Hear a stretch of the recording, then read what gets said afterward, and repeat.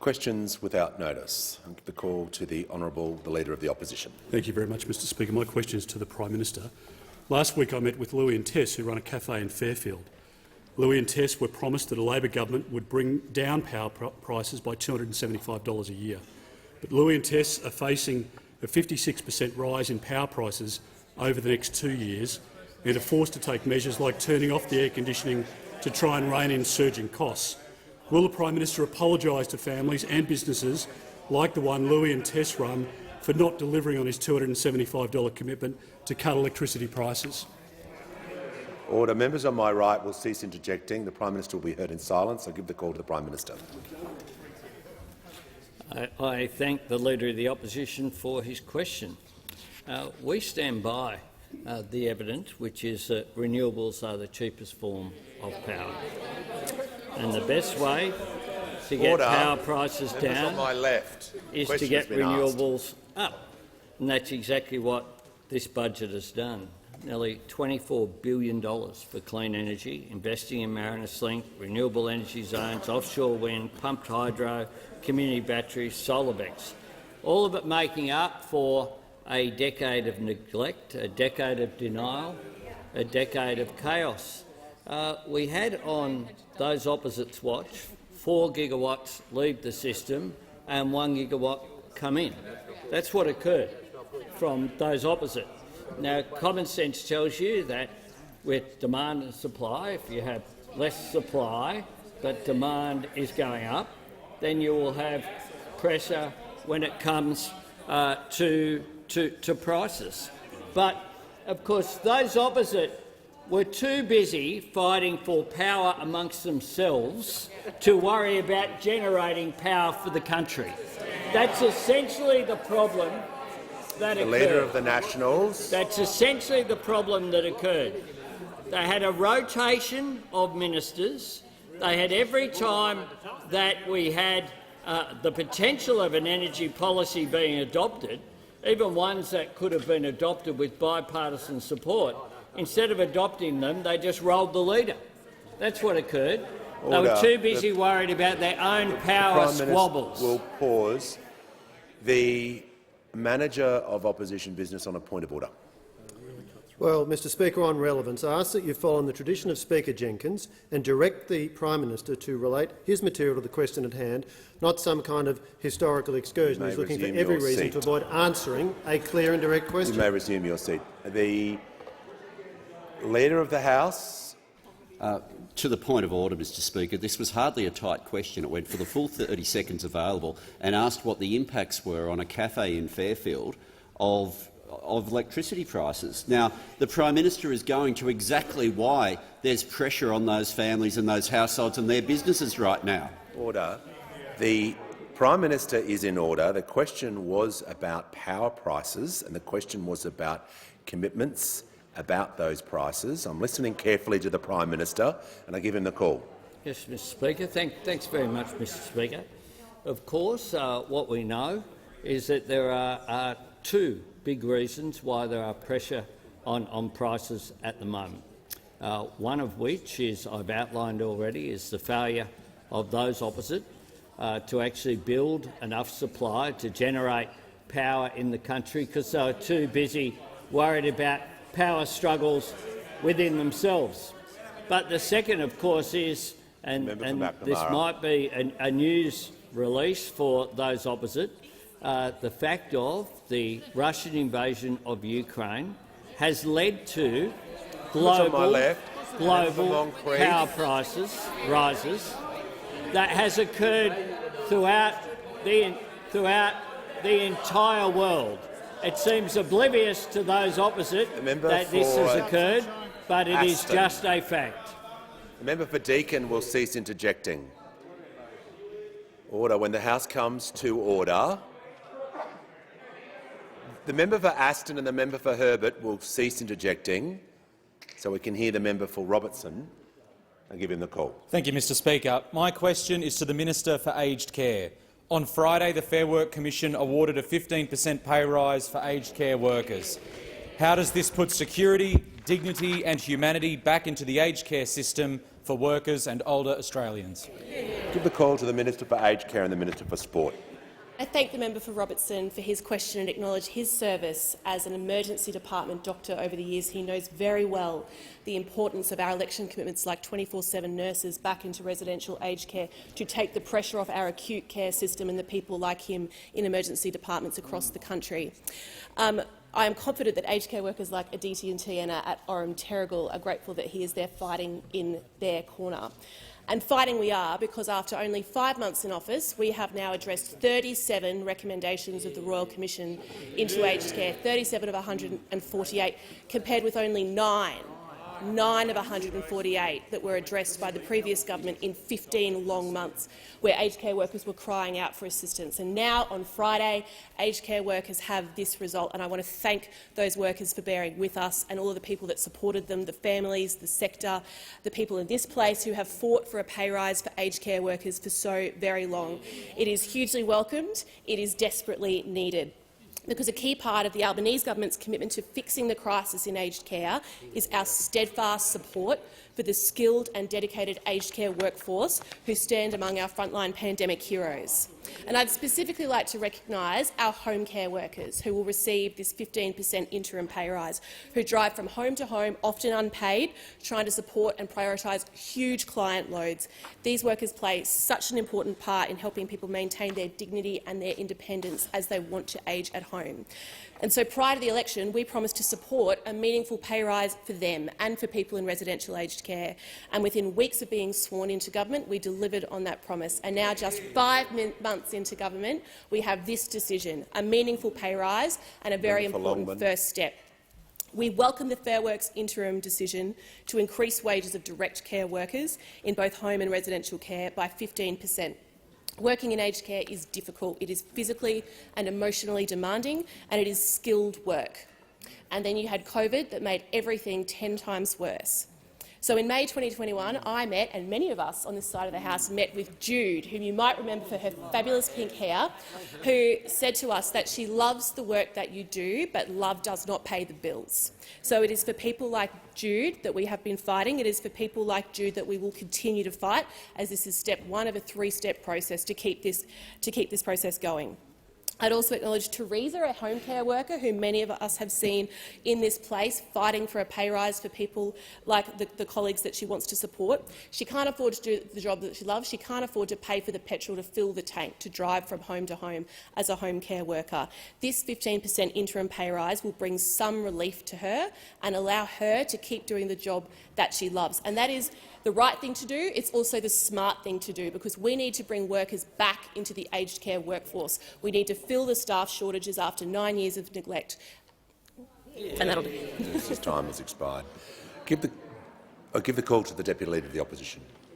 Thank you, Mr Speaker. My question is to the Prime Minister, and I refer the Prime Minister to the front page of the Australian the Opposition will resume her on the seat. 2nd of May. She will resume her seat.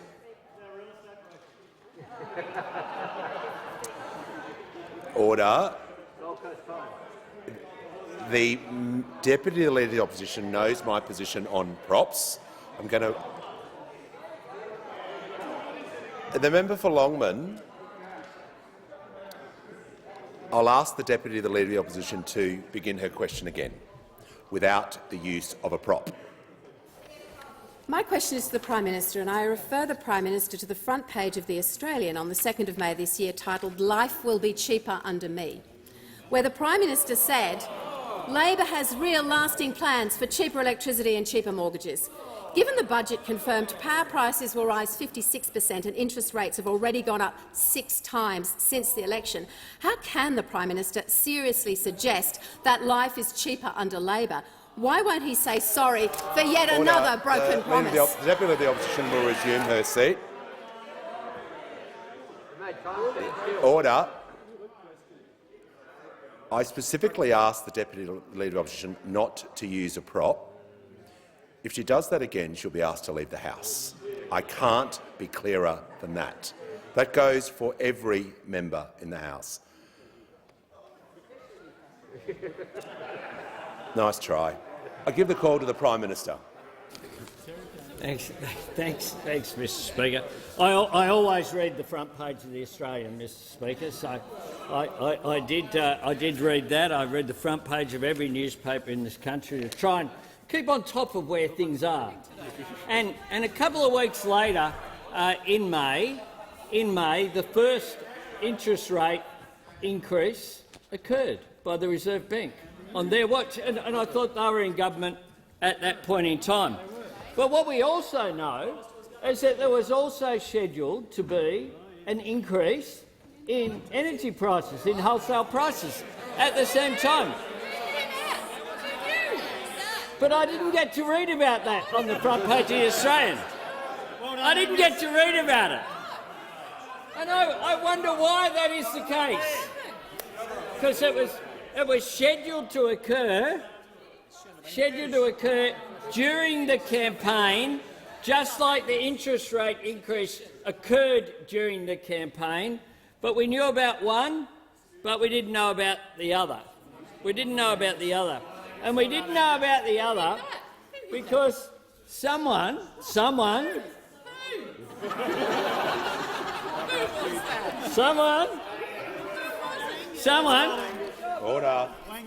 hit it.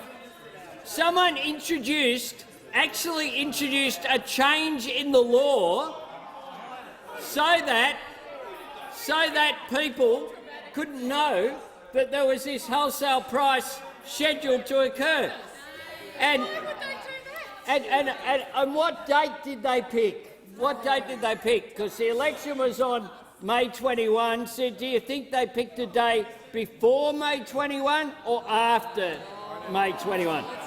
Hands up those who think they picked the day after. Hands up those who think they picked the day after.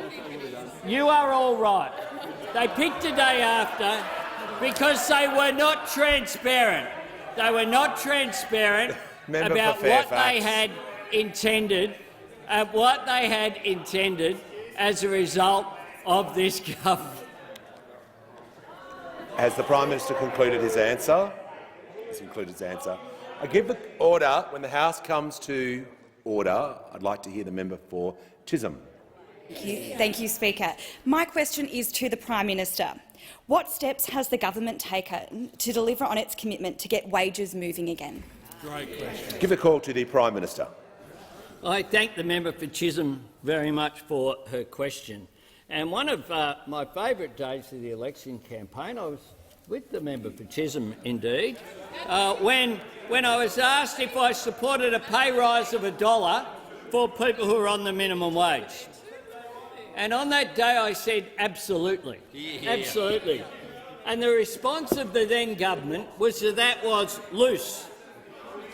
They said it was irresponsible to support a pay increase for those Australian heroes of the pandemic, those people who are on the minimum wage, looking after Australians during that pandemic.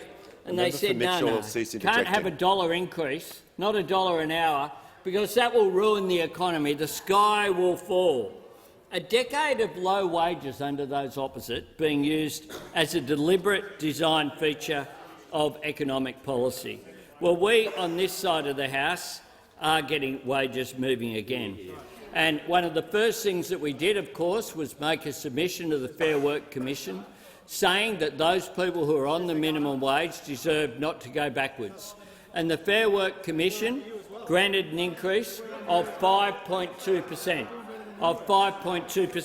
more than the then inflation rate of 5.1. Member for Deakin, but on Friday there was further good news, because the Fair Work Commission granted aged care workers a 15% wage rise. And when I was asked whether I welcome that, I said absolutely.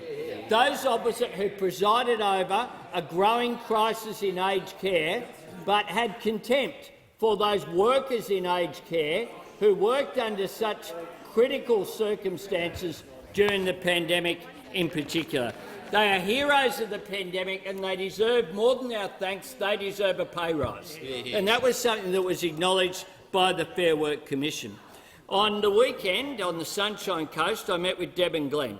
They told me how much this pay rise means for them.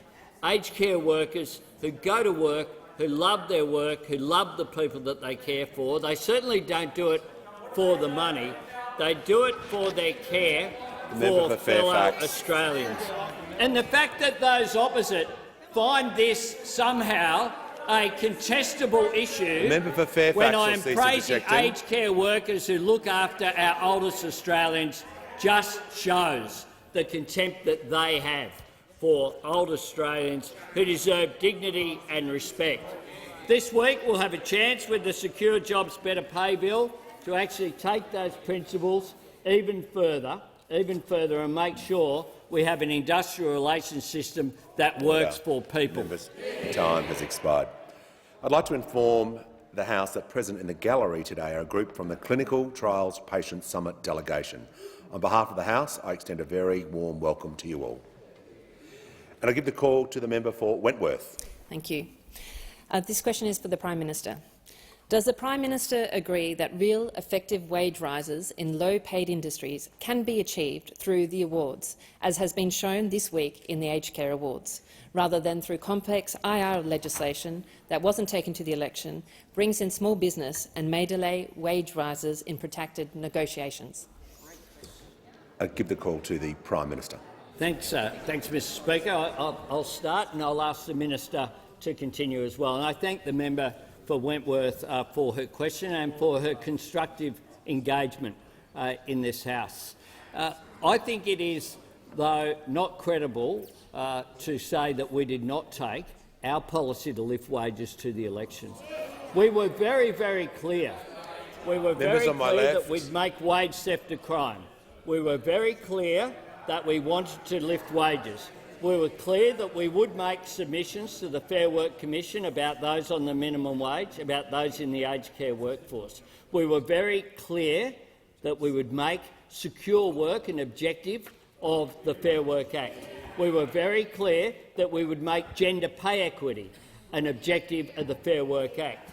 And one of the things that's very clear and why we need to change the industrial relations system is that not only have real wages gone backwards over the previous decade as a deliberate policy of the then government, what we know is that the feminised industries, people like our cleaners, our early learning educators, our aged care workers, our disability care workers, have copped the brunt of the holding back of wages in this country. And that's why a fairer country deserves a fairer industrial relations system. That's what our Secure Work Better Pay Bill will do. We believe that there is a need to reform the system. That was something that we took and engaged very much with business, and we continue to do so, as well as with unions. We did so at the Jobs and Skills Summit here. It is one of the challenges that we need to meet. The Reserve Bank Governor made it very clear that we need to lift wages, that it was something that was holding back the economy, and that's why our legislation is worthy of support by this parliament, because we believe very clearly we have a mandate for it. But I'd ask the Minister. The call to the Minister for Employment and Workplace Relations. Thanks very much, and I reiterate thanking the member for Wentworth for the way in which he's been engaging with this debate and the further conversations that are still yet to happen. But I do have to note as to why we don't just rely on the award system. People on enterprise agreements earn more, and businesses with enterprise agreements get more flexibility and get more productivity. So enterprise agreements do provide a better outcome, but they are largely at the moment less available if you're a smaller business or medium-sized business, and less available if it's a feminised workforce. If we can deliver the pay rise and the productivity, it's a much better outcome. And order. Give the call to the member for Lingiari. Thank you, Mr Speaker. My question is to the Minister for Government Services. What information has the Royal Commission discovered in its first week of public hearings that would otherwise have remained secret? Who were the relevant ministers during the operation of the Robo-Debt scheme? Give the call to the Minister for National Disability Insurance Scheme and the Minister for Government Services. Thank you, the member Lingiari, for your question. At the conclusion of the first week of public hearings of the Robodebt Royal Commission, Australians have learned that the previous coalition government received departmental and legal advice that the Robodebt scheme was unlawful from its inception. Specifically, Australians have learned, firstly, that in 2014, at the dawn of the Robodebt scheme, the then Liberal National Government received advice from their own lawyers that the scheme was likely illegal. Secondly, we've learned that the former Department of Social Services Director of Payments and Integrity, who is responsible for seeking the 2014 internal legal advice, had warned that income averaging to raise welfare debts was likely unlawful, that advice. He said he and his team were almost immediately concerned about the proposal, which he also described as unethical. The same official said that the DSS legal advice was black and white. It should have ended the proposal. Indeed, he likened the Robodebt scheme to the Dallas Buyers Club scam of speculative invoicing of unsuspecting victims. Thirdly, we've learned in 2018 top law firm Clayton Utz provided advice that the scheme was not able to be justified. The minister will resume his seat. Order. Members on my right will cease interjecting. The Minister for Cyber Security and the Minister for Energy. I give the call to the Manager of Opposition Business. Well, Mr Speaker, there's a Royal Commission underway at the moment, and there is a well-respected principle that the House, the Parliament, not interfere in judicial processes or indeed the Attorney General will cease interjecting. And indeed, as practice itself notes, Royal Commission's proceedings have a quasi-judicial character. So it is an important public policy question whether the minister ought to be offering a running commentary on what is an important process that is underway right now. That is an important question, Mr Speaker, for you to determine. Order. I'll hear from members on my right. Far too much noise. I give the call to the Leader of the House. Thanks very much. Just to the point of order, it's been raised before, and so the Manager of the Opposition Business, I presume, knows, because he didn't keep reading page 524 of practice, which is the quote that he just read, where it acknowledges that in the ordinary event, debate is allowed on royal commissions in the House. Certainly not on jury trials, but certainly yes on royal commissions. I'm listening carefully to the Leader of the Opposition. I thank the Manager for raising that as a point. The Minister for Government Services. So Australians have learned three things. Firstly, the internal legal advice was this was most likely illegal. Secondly, the former director in charge of integrity and payments said the scheme should have been stopped. And thirdly, top law firm Clayton Utz provided advice in 2018 that the scheme was not able to be justified. This prompted internal emails saying this was catastrophic. Clayton Utz offered to rework the advice. So, but for this Royal Commission, these three revelations that the Liberal National Government received departmental and legal advice that Robodebt was illegal from 2014 onwards would never have seen the light of day. The other part of the member for Lingau's questions is who were the relevant ministers during the operation of this unlawful scheme? They were the member for Cook, Minister for Social Services 2014-15, the former member for Pearce, Minister for Social Services 2015-2017, the member for Wannon, Minister for Human Services and Minister for Social Services, our friend the member for Bradfield, our Minister for Families and Social Services, the member for Fadden, Minister for Human Services, the member for Aston, Minister for Human Services. In conclusion, Mr Speaker, there have always been three explanations for the conduct of ministers in this operation. One, they were obeying the law and it was lawful, or two, it wasn't lawful but they just didn't know what was happening beneath their noses, so they were essentially negligent, or three, that they did know but didn't care. We've eliminated the "it was lawful, Your Honour" defence. We wait to see what the answer is to the remaining two explanations. The member for Aston. The member for Aston is warned. Turn the camera on. Give the call to the member for Hume. My question is to the Prime Minister. I refer to the Prime Minister's opinion piece on the 24th of April 2022, which read, "Australia needs a government that will accept responsibility and not seek to blame others." The Prime Minister's first budget confirms electricity prices are going up by 56%, inflation will hit 8% and unemployment is set to rise. Order, order. Will the Prime Minister take responsibility? Will resume his seat. There is far too much noise. I cannot hear where the question is directed and I can't hear the question. So I'm going to ask the member for Hume to begin again, and I want the House to remain silent to show him the courtesy that he deserves. I give the call to the member for Hume. My question is to the Prime Minister. I refer to the Prime Minister's opinion piece on the 24th of April 2022, which read, "Australia needs a government that will accept responsibility and not seek to blame others." The Prime Minister's first budget confirms electricity prices are going up by 56%, inflation will hit 8% and unemployment is set to rise. Will the Prime Minister take responsibility for a budget with no plans to deal with these pressures? I give the call to the Prime Minister, who will be heard in silence. Well, Mr Speaker, they say all roads lead to Rome, but all road scholarships clearly don't lead anywhere.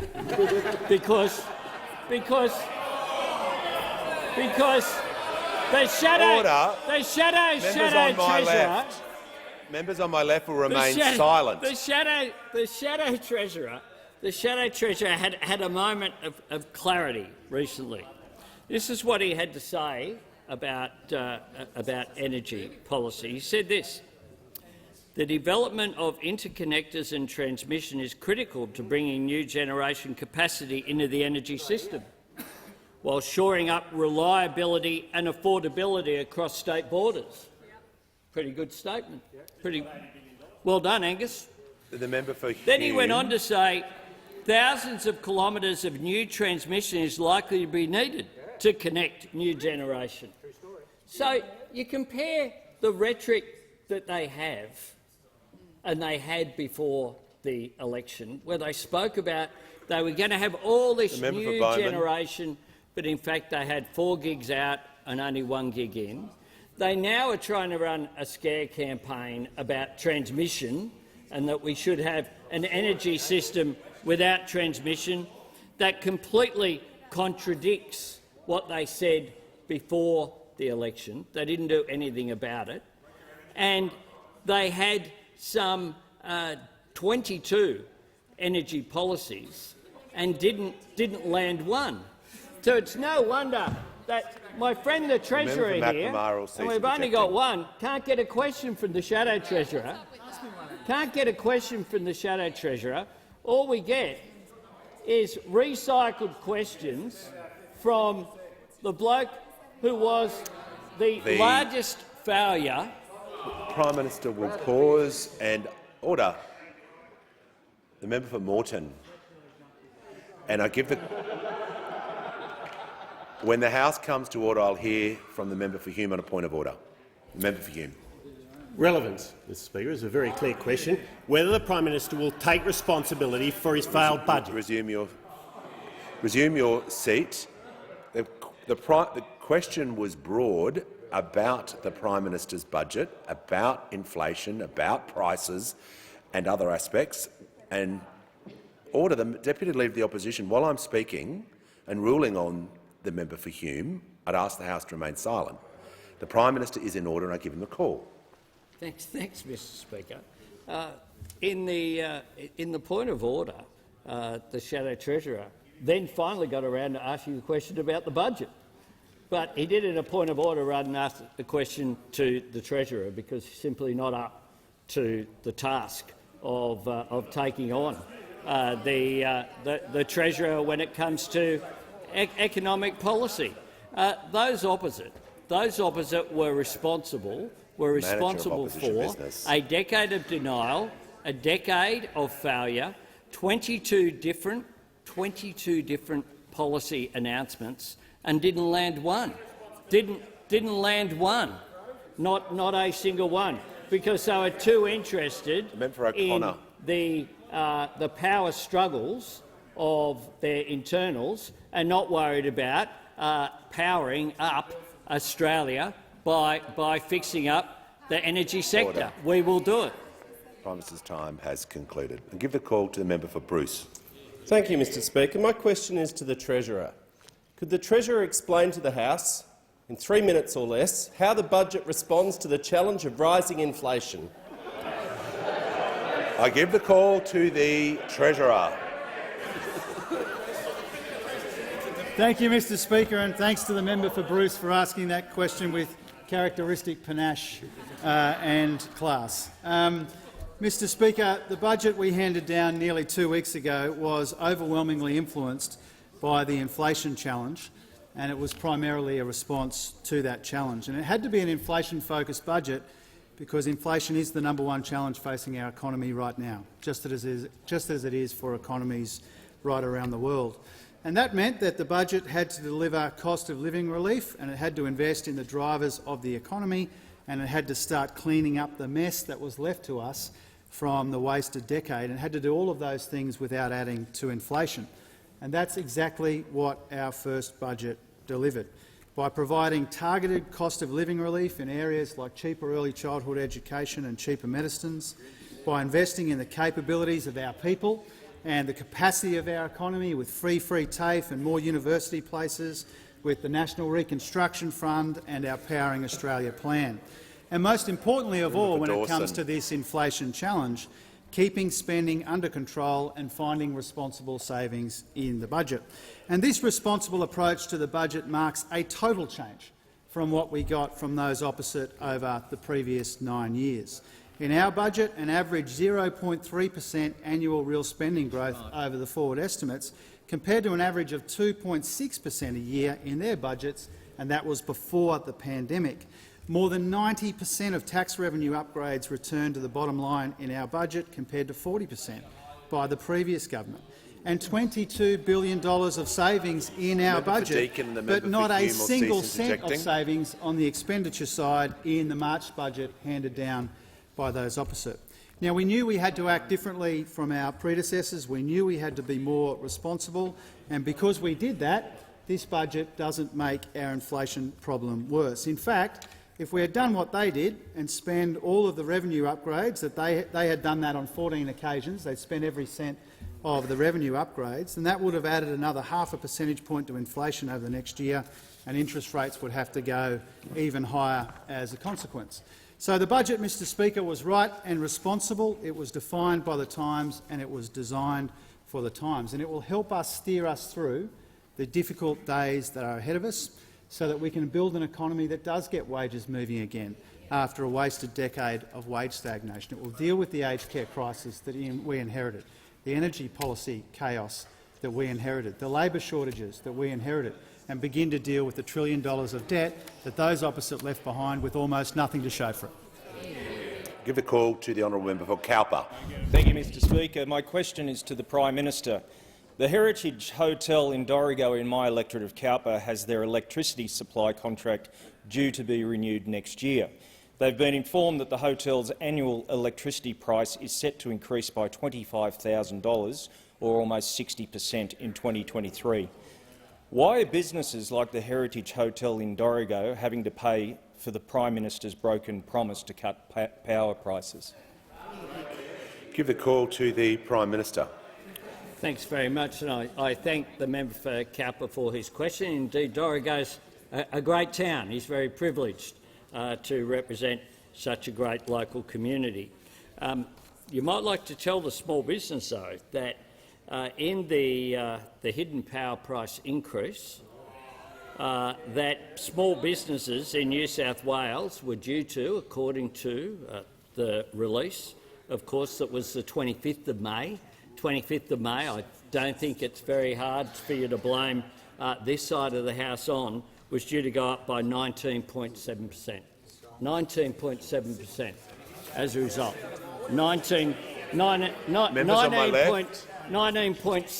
The member for Hume will cease interjecting. And over there, when they had a Liberal Party in Western Australia, they were led once by Richard Court, the former WA Liberal Premier, and he's had something to say over the last couple of days. And I agree with his comment where he said the past decade of national energy policy has been, to quote him, a slow-moving train wreck. And I give the call to the member for Solomon. Yeah, thanks, Deputy Speaker. My question is to the Minister for Workplace Relations. What will the Albanese Labor government's Secure Jobs Better Pay bill do to get wages moving after a decade where wages were kept deliberately low? And has the government considered responses to the bill? Give the call to the Minister for Employment and Workplace Relations and the Minister for the Arts. Thanks very much, Speaker, and I thank the member for Solomon, who shares the concern that in Australia we need to get wages moving. And I hear opposite, oh, we all do. We all do, from those opposite. 10 years of wanting to make sure that they didn't move, 10 years keeping them deliberately low, and look at the different measures that we've taken already. So when we took the measure to put the submission in for the annual wage review, that was what they described as being a loose unit with the economy. That was what they described as being reckless and dangerous. That's what delivered a 5.2% increase on the minimum wage. And then they also refused to put in a submission backing aged care workers. Well, I challenge those opposite. Go to the aged care centres around your own electorates now and let them know that the 15% that's been awarded, that you're opposed to a government fighting for that. But they won't have to wait for you to do that, because already those opposite are making clear that they're opposed to legislation that will get wages moving. There is no doubt that if you're on an agreement, you get paid more than if you're on the award. New figures came out today, and the Fair Work Commission is now regularly releasing figures as to what are the pay increases that are coming if you are on a registered agreement, an average of 3.6%. Now, that's at the exact same time that wages at the moment are running at 2.6%. Now, for those opposite, we know why they oppose it. The Shadow Treasurer gave away why he opposed it in one of the most extraordinary arguments against our bill. He said it pushes up wages. Pushes up wages. That was his reason for opposing it. But it went to a new level today, and I do have to thank the Leader of the Opposition. I'm so glad when you did the reshuffle, you kept Michaelia Cash where she was. Senator Cash, now remember previously Senator Cash had said Labor policy would end the weekend, which we had presumed that Monday to Friday were therefore still available. Today, the bill will potentially close down Australia. Close down Australia. They've got a real sense of nuance, those opposite. Close down Australia. Well, I'll tell you what. People who are watching wages run at 2.6 while inflation's running at 7.3 and projected to reach 8% want action now. They want the parliament to act now. And when they hear those opposites saying, oh, can't we just wait another month? Can't we just wait a little bit longer? They know that they were kept waiting for 10 years while wages were deliberately kept low, and they should not be left waiting. They should not be left waiting in a situation where it becomes harder to make ends meet because the parliament has not yet acted. Give the call to the member for Fairfax.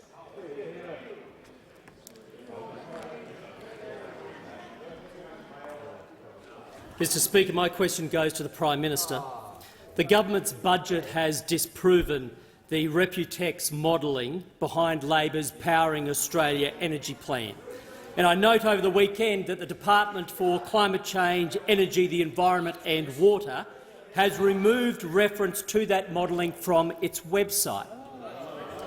Since Treasury and the department don't trust Labor's modelling, why should the Australian people? Give a call to the Minister for Climate Change and Energy.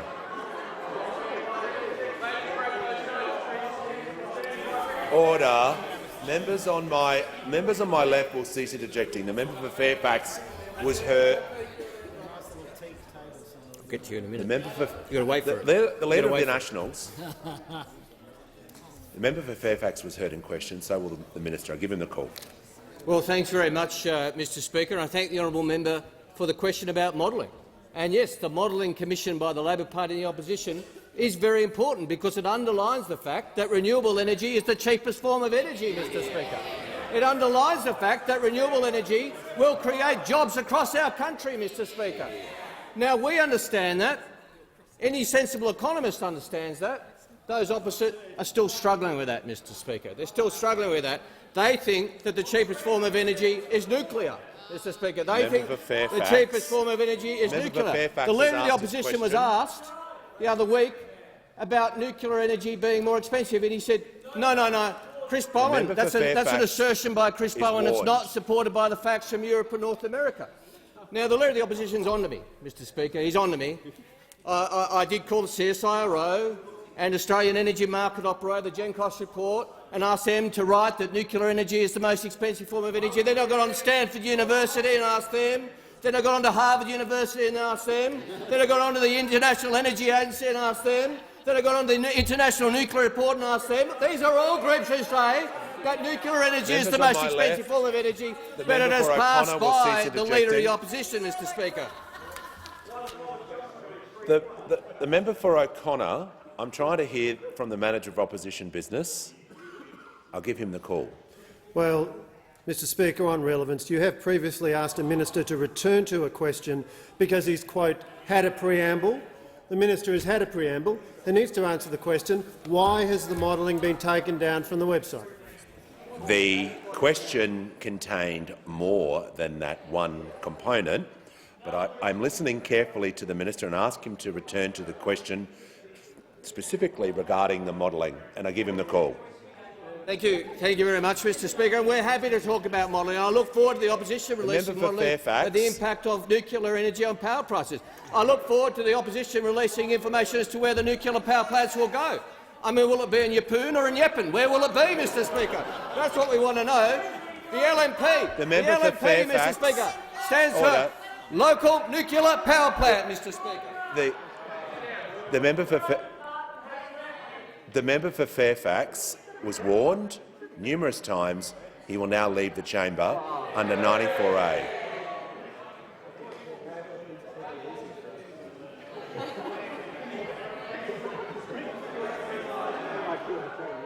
When the House comes to order, we will hear from the member for Tangney in silence, and I give him the call. Thank you, Mr Speaker. My question is to the Prime Minister. How will the government's plan for cheaper childcare benefit Australian families and the economy? Thank you. Give the call to the Prime Minister. I thank the member for Tangney for his question and for his passionate advocacy of cheaper childcare to benefit his electorate. And of course we know that cheaper childcare will be good for productivity, it will be good for workforce participation as well as good for population growth. It's good for families, it takes pressure off family budgets, and it also is of course good for children, given that 90% of human brain development occurs in the first 5 years. And last week I had the opportunity with the member for McNamara visiting the Avenue Children's Centre in Balaclava. There I met Louise Hurd with her son Jack and Laura Hill with her son Levi. And it was Halloween. The kids were all dressed up, superheroes. They were all very keen. And what they were keen on, the parents there, was the fact that they now have a government that recognises the importance of early learning. The workers there, the educators, were keen as well by the fact that they now have a government that respects the work that they do. And I then went on with the member for Boothby to Good Start Early Learning in Somerton Park. And the kids there, again, were growing their very own veggie garden, learning about food nutrition, also learning about cooperation and the skills that you learn at an early learning centre, something that parents value and certainly this government values. There, of course, I met as well Honey and Chili, the centre's little guinea pigs, where kids get to take turns taking them home because many of the kids at that childcare centre don't live in houses where they're allowed to have a permanent pet. Makes a big difference to them. And I even went to the member for Fisher's electorate at Baringa last week as well.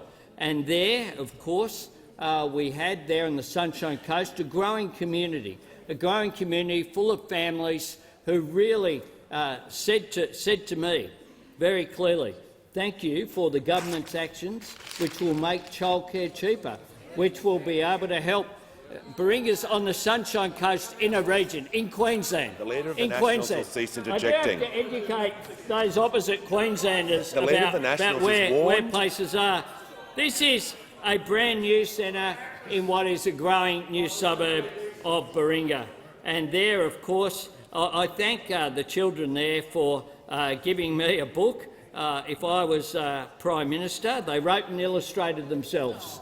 And we won't be giving free ice cream or bringing back dinosaurs, but we can make childcare cheaper. And I give the call to the member for Ryan. Thank you, Speaker. My question is to the Prime Minister. Prime Minister, your government wants to host the 2026 COP Climate Summit with the Pacific, yet Australia is one of the world's biggest fossil fuel exporters, with a further 114 new coal and gas projects in the pipeline. Prime Minister, to help secure the hosting of the Global Climate Summit, will you now commit to not opening any new coal and gas projects? Give the call to the Prime Minister. I thank the member for her question and for her engagement and her passionate advocacy for action on climate change.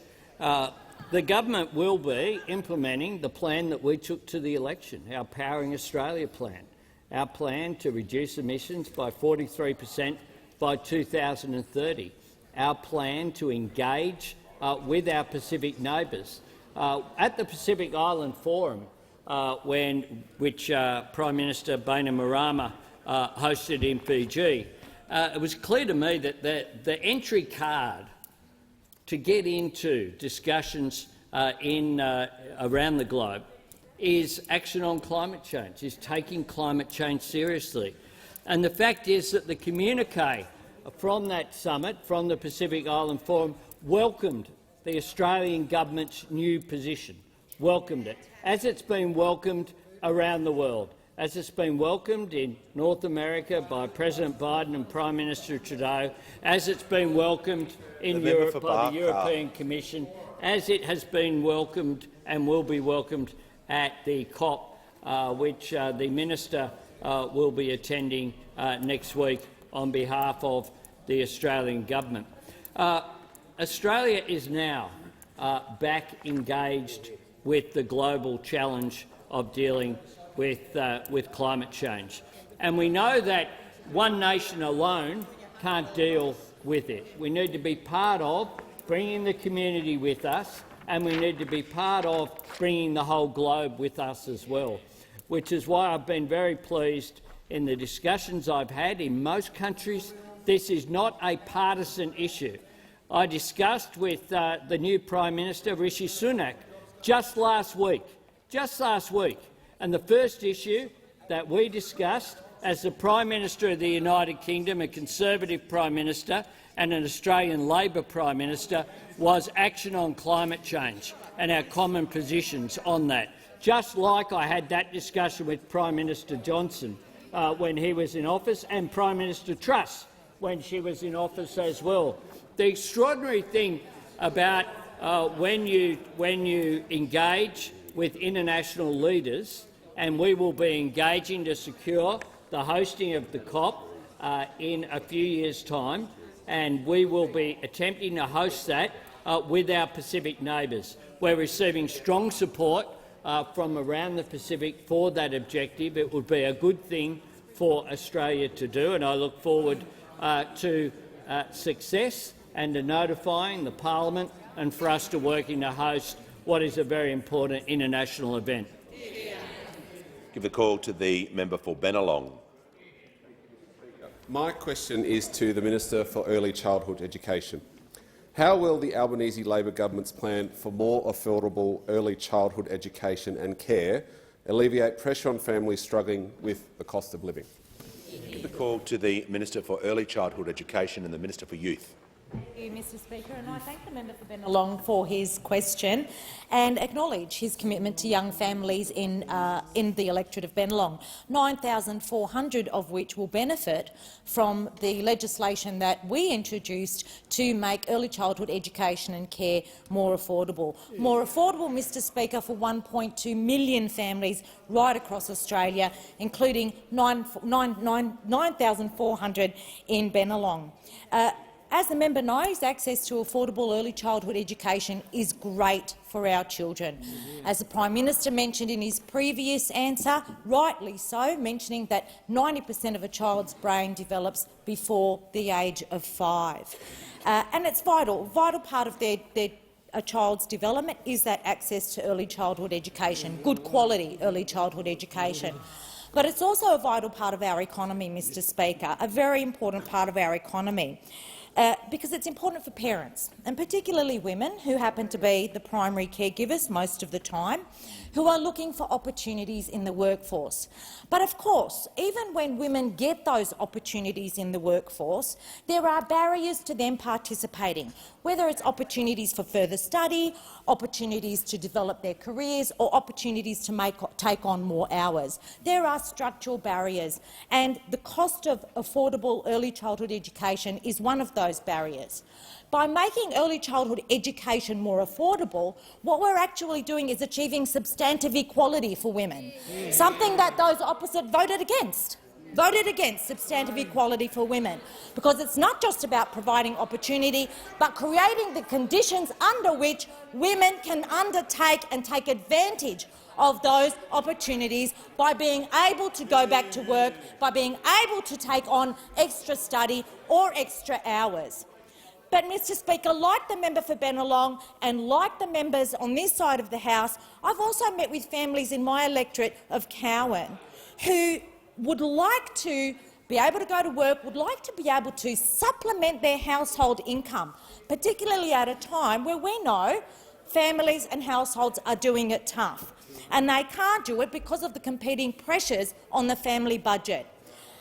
What our government did, what the Albanese Labor government did within its 5 months of being elected, making early childhood education more affordable for 1.2 million families right across Australia, not just good for children, not just good for parents, particularly women who want to take advantage of those opportunities and achieve substantive equality, but also good for household budgets, because it means that parents can go out and earn more and alleviate those cost of living pressures that we're seeing at the moment. Give the call to the member for Casey.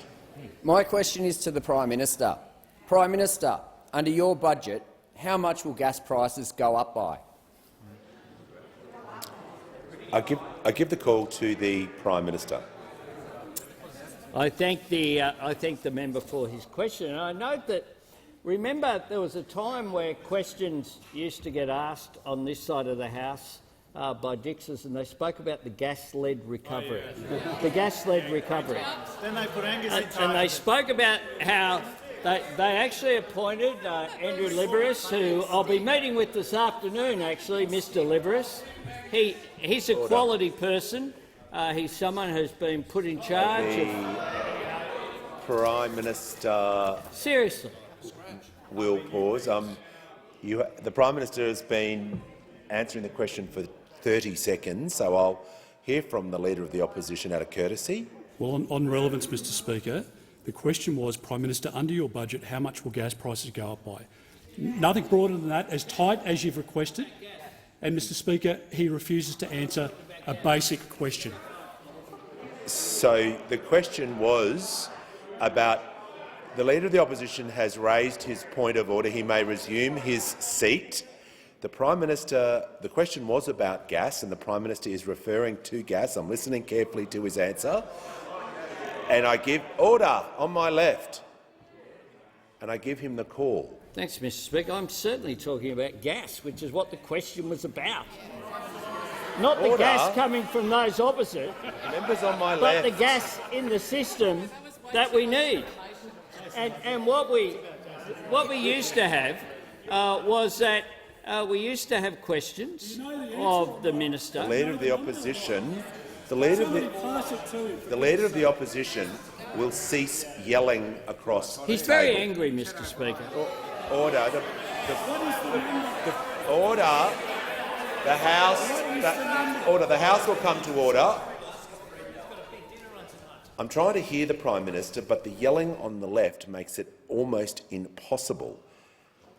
The Prime Minister will be heard in silence. I give him the call. Thanks very much, Mr Speaker. I'm talking about gas. And we used to hear about the gas-led recovery, and why the gas-led recovery, so-called, is important in terms of price, is that was envisaging this massive increase in supply. But of course, it didn't happen. It didn't happen. There wasn't anything come online. As a result of this big review, and that was going to be the big recovery post the pandemic. It was going to be a gas-led recovery. And I'll give you the big tip. The government didn't change in 2020 or even in 2021. The fact is that those opposite presided over a system whereby 4 gigawatts went out and the Leader of the gigawatt Nationals is on a went warning, in. and that has an impact in terms of supply. And what this government has done, unlike what happened when we came into office, we heard all sorts of rhetoric from those opposite about how the lights were going to go out, the system was going to fail, and of course that didn't happen because the Minister for Energy got together with the states and territories and delivered an outcome. And then, of course, we heard that there was going to be a shortage in gas supply. And we were told the shortage would be 56 gigajoules, petajoules. Instead of that, we delivered 157, an increase of more than 100 over what was anticipated. And we did that on the basis of the heads of agreement that was negotiated by our very fine Minister for Resources. So if those opposite want to have a debate,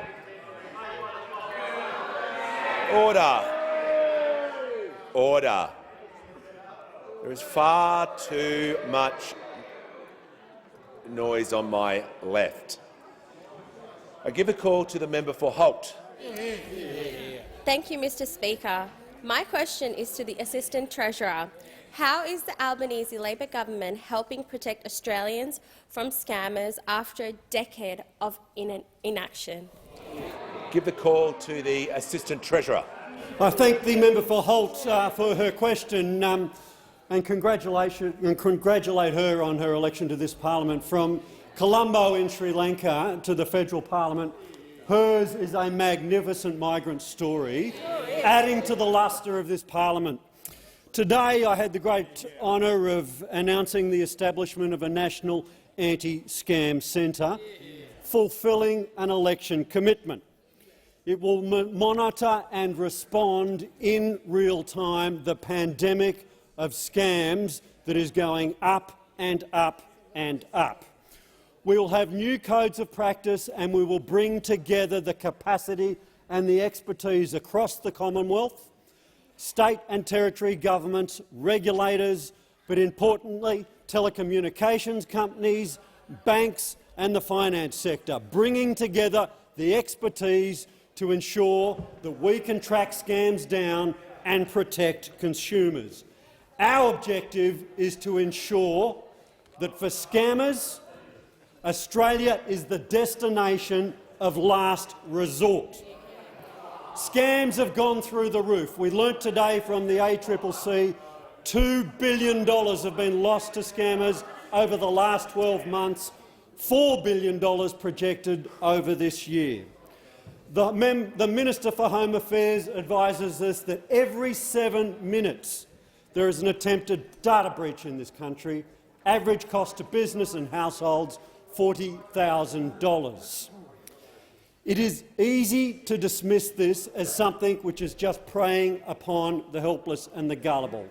Yes, we have a lot of work to do to protect people who have disadvantage and who are vulnerable to scams. but it is not just them. From the highest officers in the country to the farmers in the regions, all have fallen victim to scams. Crypto scams, romance scams, investment scams, invoice interception scams. This is a legacy that we have inherited. And I hear the member for Deakin, who's had a fair bit to say throughout question time, has just gone quiet. He's just gone quiet, and there's a very good reason that he's just gone quiet. Member for Deakin. This issue is beyond politics, but it's not beyond incompetence and it's not beyond indifference. Because on his watch, it doubled and then it doubled again. The member for Deakin had more people working on branch stacking in his office than the ACCC had working on this project. This is his legacy. This is his legacy. No wonder he is so liquid. The Assistant Treasurer will resume his seat. The House will come to order. You don't have the call. You don't have the call. The Assistant Treasurer, resume your seat. I know where the manager is going, and I'll give him the order.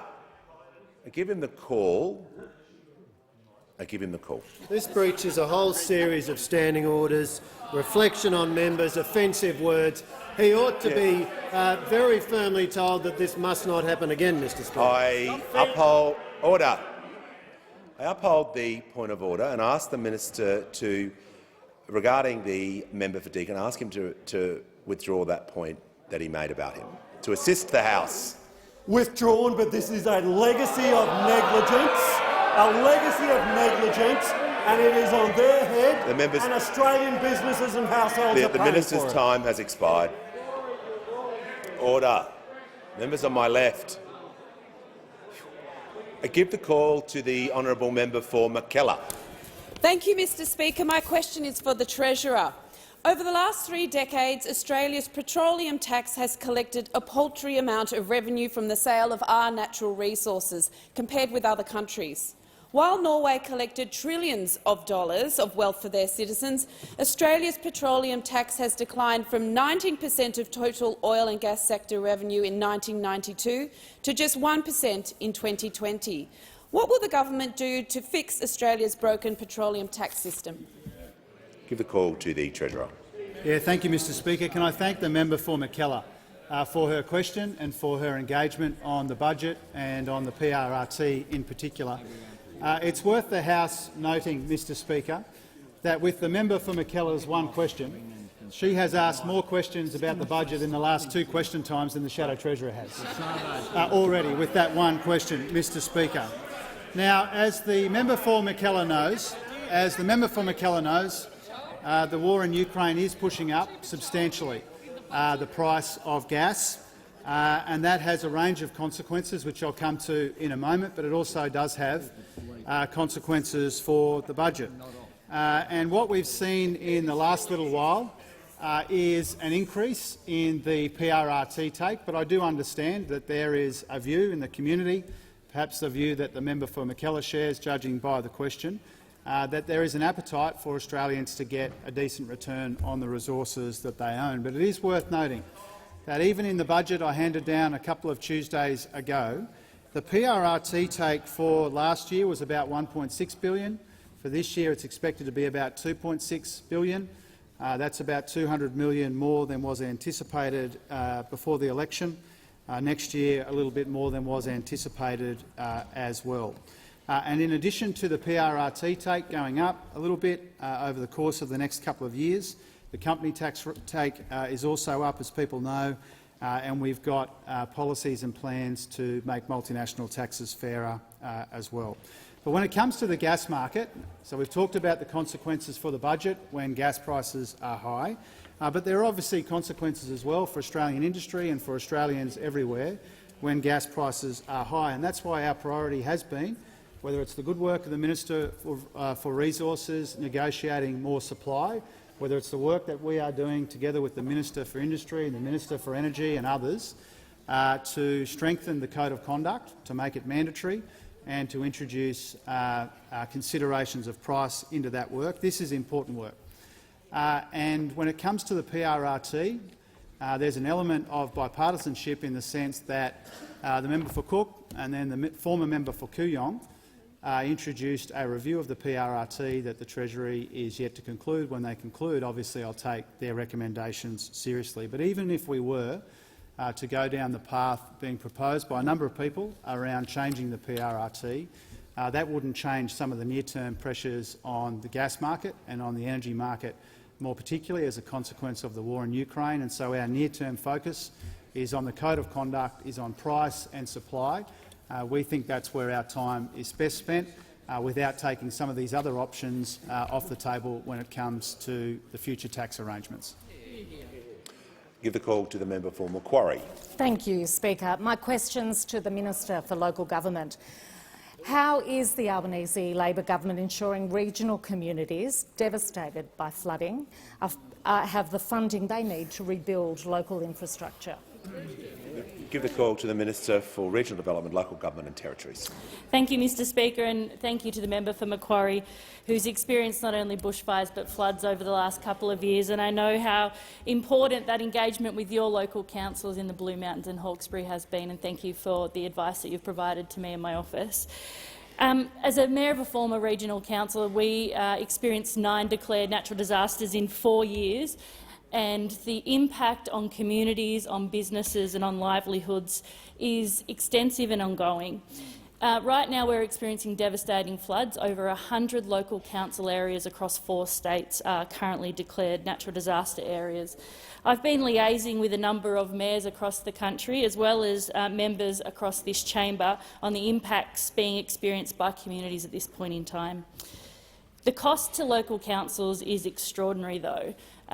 In my own electorate, Cooma, Adelong, Yass, Murrum Bateman and Bega have experienced flooding, as well as a number of other localities.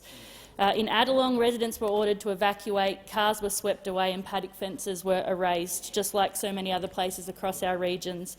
And in Gunning, not far from here in the member for Hume's electorate, 2 lives were sadly lost, and my sincere condolences go out to their families and to all families who have lost loved ones in these floods. The impact to our agricultural sector is immense, from damaged crops to livestock deaths to delays in getting machinery on farms to start to repair some of that damage. The government has acted quickly, though, to make disaster assistance payments available, and I want to thank Minister Watt for the timeliness in his response to this. Over $1 million disaster payments have already been made to date. Disaster recovery funding arrangements are in place with state and territory governments already, and we are providing on-ground assistance to them. In the budget, our government committed $38.3 million over 4 years to boost federal disaster response payments, in particular to the veteran-led Disaster Relief Australia, because we know we need boots on the ground when disasters hit. We're providing financial support to people in Victoria, Tasmania, New South Wales and Queensland affected by ongoing and extensive flooding, and we are investing heavily in mitigation and resilience, over $1 billion in over 5 years for mitigation and resilience projects. And we want state and territory governments to partner with us to build things like flood levies, fire breaks, invest in community resilience projects. We have to be there not only now but well into the future. Grants of up to $25,000 are available to support small businesses and primary producers impacted by October flooding with clean-up and restoration activities. This year, we invested an additional $250 million under the Local Roads and Community Infrastructure program, and there will be a particular focus on regional roads to enable those local governments to deal with their roads' impacts. Roads to Recovery continues to provide an important source of funding for our local councils. We need to be here not only for the— Call the Prime Minister. Thanks, Mr Speaker. I ask that further questions be placed on the notice paper.